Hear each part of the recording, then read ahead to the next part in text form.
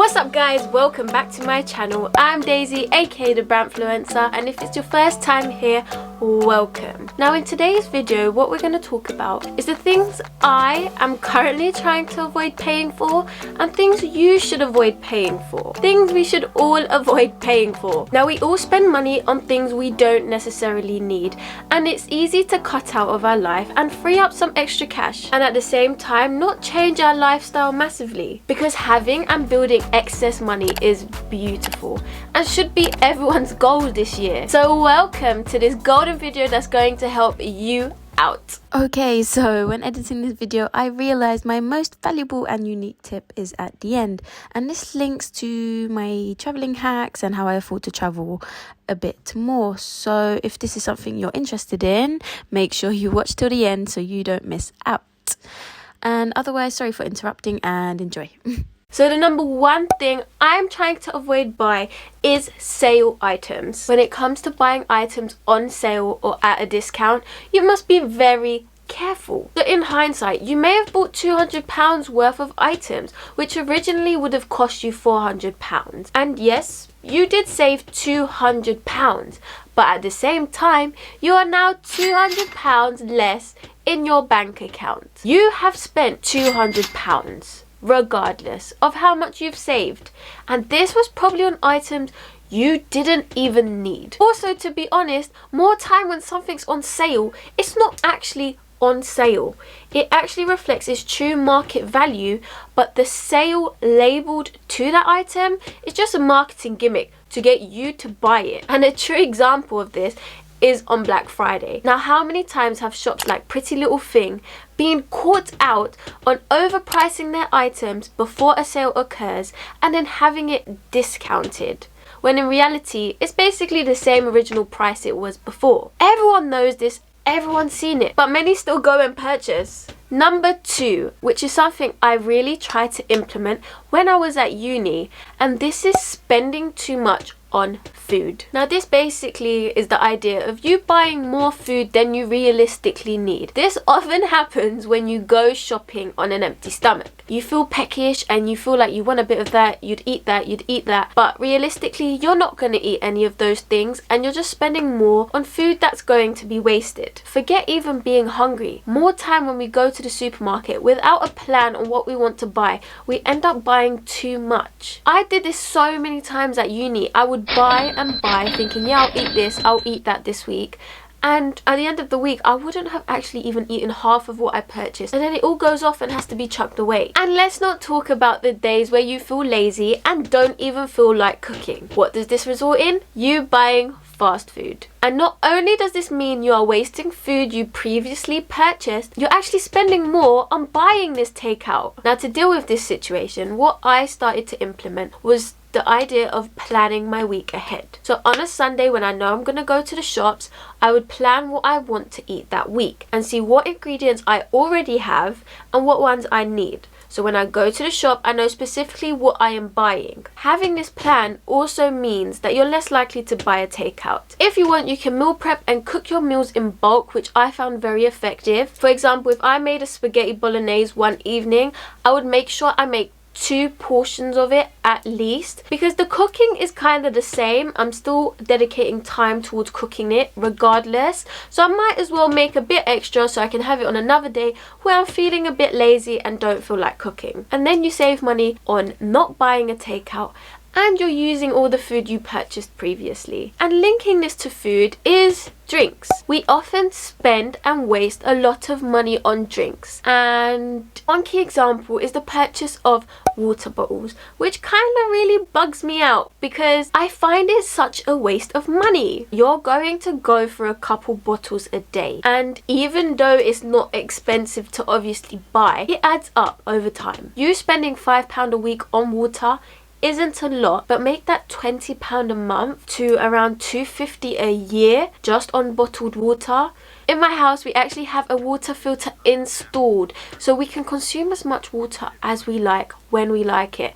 And the bonus is that it's never warm water. An annoying thing with bottles was when I'd forget to put it in the fridge to have it slightly cold, and even then in the fridge it was often too cold, or room temperature was just too warm for me. But the tap water temperature is perfect. If you don't want to install a filter at your tap, or you're unable to, you can buy a Brita water filter jug. You just fill up with tap water, it filters out any bad stuff and gives you the natural filtered water. And once you have access to either of these things, just buy a bottle. I see, look, this is just always with me because it's just the standard in every day. You're always drinking your liters and you don't have to worry about, oh, I need to get another bottle. Wow, oh, that's another 20p gone. And driving away from water, another thing to avoid or stop buying is juice, guys. If you're a juice lover, I'm sorry, but you're gonna have to train yourself out of it because it's just a waste of money. And forget that, it's not just a financial expense, it's a health expense. Juice is not healthy, it's not good for you in any way. It just doesn't have any benefit. And if you really don't like the taste of water, maybe buy squash as more of an alternative, because I feel like you get a bit more bang for your buck, if that's the saying, just because a small amount of squash can be used with water to give it flavour. You're able to have more of it in the long run without spending as much. Have it on occasions if you want, but cut down on the juice. Save money and save your health. And to kind of carry on the topic of food and drink, another thing to avoid buying is branded items. They are the biggest waste of money ever, especially the ones that don't matter, such as medicine. Ibuprofen and paracetamol is the same regardless of the brand. And in terms of food, obviously branded items will cost a lot more, hence why Tesco, Morrison's and all your branded stores cost a lot more for a weekly shop in comparison to Lidl and Aldi. Now, if I'm honest with you, some off-branded items actually taste better than the branded ones. I don't know if it's because of the price you've paid for it and the quality you're getting is actually very good. Like the other day I bought the off-brand of Crunchy Nut and I swear to you it tastes better than the actual Crunchy Nut. And I bought this off-brand for £1. And if I had bought Crunchy Nut, I would have paid maybe £3. Now imagine you bought the off-brand of quite a few items. If you're saving £2 per item, you could save a good £20 per weekly shop. Now there are some items where the brand does make the difference, so fair enough, you can still go buy those brands if you like. But for the brands that don't really make a difference, such as tinned beans, I'm sorry, but Heinz is just basic brand. Tinned beans satisfies me just as well as Heinz does. So when it comes to items that you can substitute for the off-brands, do it. And for my last and final point, this is something I personally have created and have started doing to save money when traveling, as a goal of mine is to be able to visit as many countries as I can responsibly without spending too much. So what I tend to avoid is going on holidays that include an all-inclusive package in terms of food. More time getting breakfast, lunch and dinner at the hotel will not be used, especially if you are planning to go out and visit around the country. You're not going to be in a hotel for breakfast, lunch and dinner. And what tends to happen is people get these all-inclusive packages but waste a couple dinners and lunches because they've been out exploring and they end up buying food whilst they're out. Now what would be best is not having any food included at all, or just having breakfast included. But for me, when I go on holiday, we often go on excursions which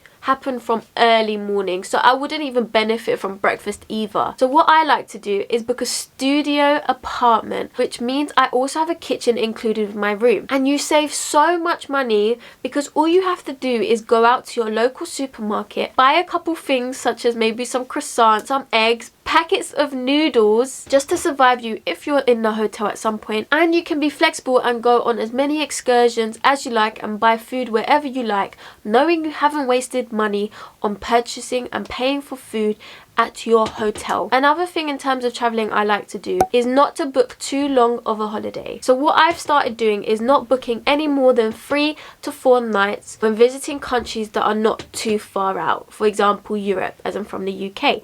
Now because I'm actually saving money by not spending as much on the amount of nights at a hotel, and then I'm not spending as much on other things such as food, experiences, transport for the other couple days that I would have been there. Now my thought process is, because I'm spending a bit less on each little trip, I'm able to actually go on more trips and visit more countries rather than spending a whole week in one place, where, to be honest, I feel like we all spend 1 or 2 of those days lazing around in a hotel, which is kind of a waste. But if you're going for relaxation purposes, then fair enough. But my goal is more to travel and visit as many countries as I can, and this is the way I believe will allow me to further my money and be able to visit more places. And that's basically it. I don't want to blabble too much, but let me know what you guys thought in the comments down below, and if there are any other things you guys are cutting back on which could be beneficial for me or for anyone else. I would love to hear it. So please, if you found this video useful, drop a like down below,